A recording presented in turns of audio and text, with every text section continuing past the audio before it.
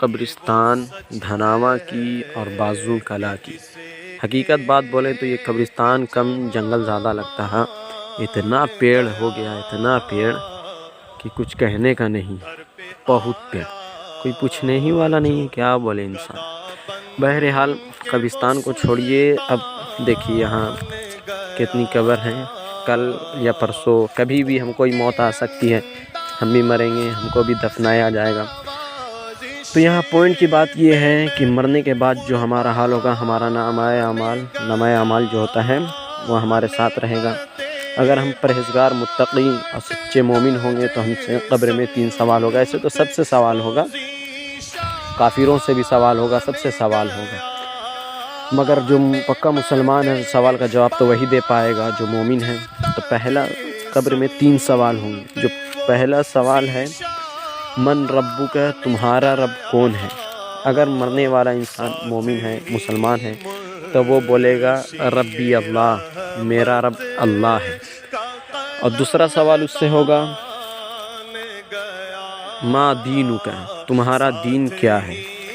تو وہ بولے گا دینی الاسلام، میرا دین اسلام ہے۔ تیسرا سوال اس سے ہوگا ما کنت تقول فی شان حق ھذا الرجل، اس مبارک ہستی کے بارے میں تم دنیا میں کیا کہتے تھے، کیا کہتے ہو، نہیں کیا کہتے تھے۔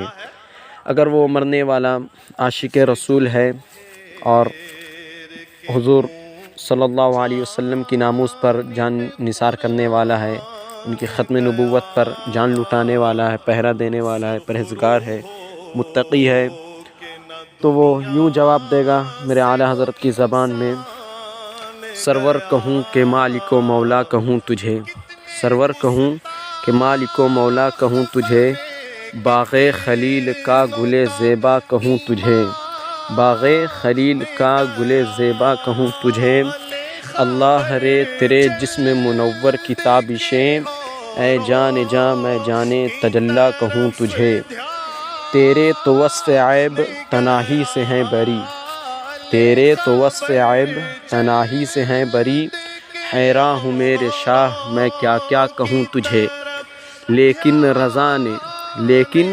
رضا نے ختم سخن اس پہ کر دیا، خالق کا بندہ خلق کا آقا کہوں تجھے۔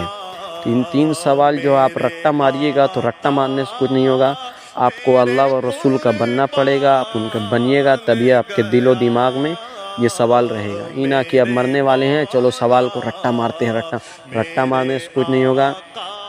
شریعت پر عمل کرنا پڑے گا، نماز پڑھنا پڑے گا، پرہیزگار متقی بننا پڑے گا، تبھی یہ 3 سوال آپ کو کل جا کے قبر میں یاد آئیں گے، ورنہ قبر میں بھی آپ کو بھٹکانے کے لیے شیطان آ جائے گا۔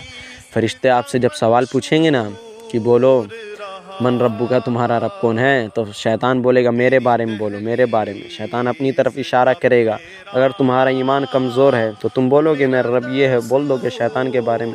تو ابھی سے اپنی آخرت دیکھ لو، کل ہو کے ہم لوگ کو بھی یہیں آنا ہے، دیکھ لو۔